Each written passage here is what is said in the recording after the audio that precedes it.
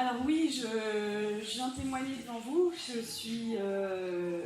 découvre en fait vraiment le monde chrétien. Moi, j'ai grandi dans la religion et la culture musulmane. Et en fait, il y a un mois, on m'a annoncé une suspicion de cancer des 2 ovaires qui m'a vraiment abattue. Et j'étais vraiment plus bas que terre, quoi. Vraiment, ça m'a abattue. On m'a dit, voilà, pour avoir des enfants, ça va pas être possible, traitement, etc., etc. Et une semaine, 10 jours après, j'entends parler de Jésus. J'avais déjà entendu parler de Jésus, puisque tout le monde sur cette terre, je pense, a au moins une fois entendu parler de Jésus. Mais là, cette fois-ci, c'était très fort. C'était quelqu'un qui témoignait. J'ai beaucoup pleuré sur des vidéos sur Internet. Et le soir même, en fait, je me suis mise dans ma chambre, à genoux, pour la première fois de ma vie devant Dieu. Et j'ai dit, Jésus, si tu existes, moi, ça ne m'intéresse pas juste d'entendre parler de toi, en fait. Je veux te voir maintenant, tout de suite, je veux te voir. Et je veux te voir d'une façon que plus jamais je puisse douter de toi. C'est vraiment ma prière, du plus fond de mon cœur, du plus profond de mon cœur. Et il est venu en fait. Il est venu et en fait, si vous voulez, dans ses yeux ne sont pas comme les nôtres, c'est-à-dire qu'il y a tous les univers à l'intérieur. Et il m'a transpercé en fait en plein cœur avec son amour. Et il m'a donné une envie qui, pour quelqu'un qui a grandi dans la culture musulmane, est incompréhensible. C'est-à-dire qu'il m'a donné envie d'être baptisée. Je ne comprenais vraiment pas quoi. Parce que, voilà, dans ma culture, le baptême, c'est quelque chose de... Et le lendemain matin, je me réveille, je cherche partout où est-ce que je peux être baptisée. Donc, je regarde les églises catholiques, protestantes, tout. Il n'y a rien qui me disait. Je dis, maintenant, oriente-moi, quoi. Et donc... J'ai rencontré Jésus le 11 juillet, le 13 juillet, j'étais baptisée. Amen.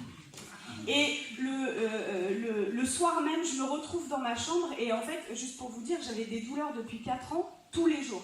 Tous les jours, j'avais mal en fait.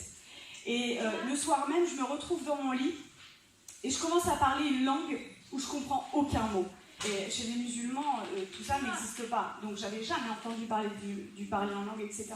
Et j'ai parlé pendant 3/4 d'heure, 1 heure, une langue que je ne comprenais rien du tout.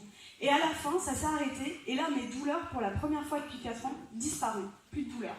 Là, je dis, ok, je suis guérie, je dois aller voir mon gynéco. Mardi 17 juillet, c'est-à-dire il y a 2-3 semaines, quoi. Je vais voir mon gynéco.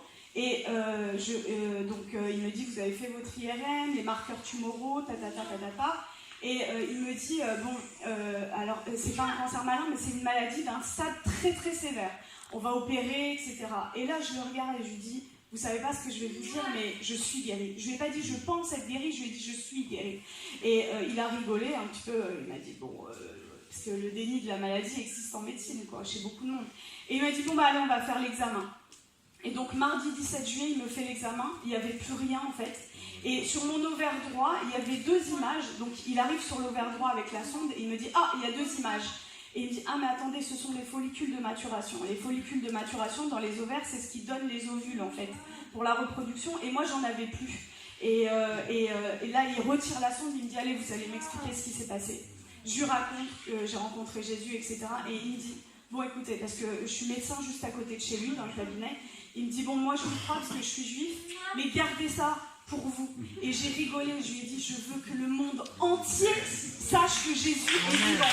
Je veux que le monde entier sache. Et comme disait André, je suis médecin psychiatre et addictologue, donc je m'occupe des gens qui vont pas bien, quoi.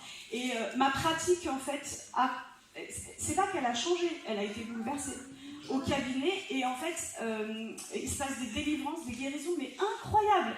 C'est-à-dire qu'avant, je pratiquais mon métier, je consolais les gens, je prescrivais des traitements, etc.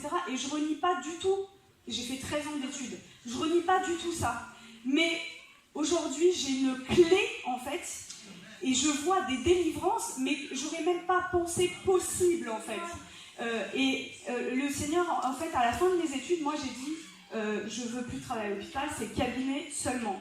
Et le Seigneur, là, depuis que j'ai été baptisée, m'a ramenée à l'hôpital. Et je vais juste vous raconter, parce qu'en fait, c'est ce que je voudrais vraiment, mon message, c'est que la vie chrétienne, c'est des miracles et des prodiges de Dieu tous les jours en fait. C'est ça la vie chrétienne normale et c'est ce que vous devriez tous vivre. Et si moi, avec ma famille, voilà, et ils sont musulmans, c'est pas facile, mais si moi, en tant que médecin, en tant que musulmane, je prends le risque de parler de Jésus au moins 20, 30 fois dans la journée à des gens que je connais pas dans la rue, je vous encourage vraiment à le faire. Parce que c'est comme ça que le feu de Dieu augmente en fait en vous. Et je vais juste vous raconter en fait ma dernière garde à l'hôpital, dimanche, pas qui vient de passer, mais celui d'avant. Les infirmiers, ils n'y croyaient pas en fait. C'est-à-dire qu'on a passé une nuit blanche et il y a eu miracle sur miracle, sur miracle, sur miracle. Et je vous raconte juste un des cas, parce qu'il faut bien que je choisisse, une jeune femme, 2e année de droit, qui arrive amenée par ses parents, en fait, mutique. Ça fait une semaine, elle n'a pas dit un mot, mutisme. Et l'infirmier vient me voir, on a passé une nuit difficile, parce qu'il y a eu beaucoup de cas, et il vient, il me dit, bon, bah, tu vas voir, ça va être hyper facile, je viens de passer 1 heure avec elle, elle m'a pas sorti un mot. Et moi, dans mon cœur, je dis, mais c'est pas le projet de Jésus.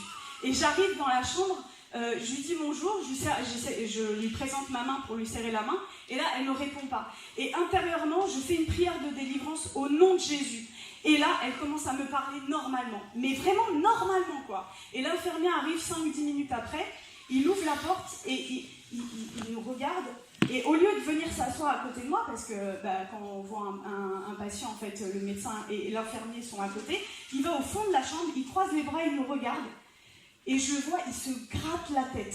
Il n'y croyait pas. Et toute la nuit, ils ont vu ça. Et ils m'ont dit, mais qu'est-ce qui se passe en fait? Qu'est-ce qui se passe? Et tous les jours, je vois ça. Et juste pour terminer, vous avez l'antidote. Jésus est l'antidote. Vous avez un antidote. Le monde entier a le poison. Qu'est-ce que le poison? C'est de ne pas connaître Jésus. Ne gardez pas votre antidote pour vous. Partagez-le. C'est limite, je vais utiliser un terme médical, non-assistance à personne en danger. De voir des gens malades, des gens pas bien, et vous passez, et vous avez l'antidote. Ne gardez pas l'antidote, partagez-le, c'est ce que le Seigneur veut, quoi.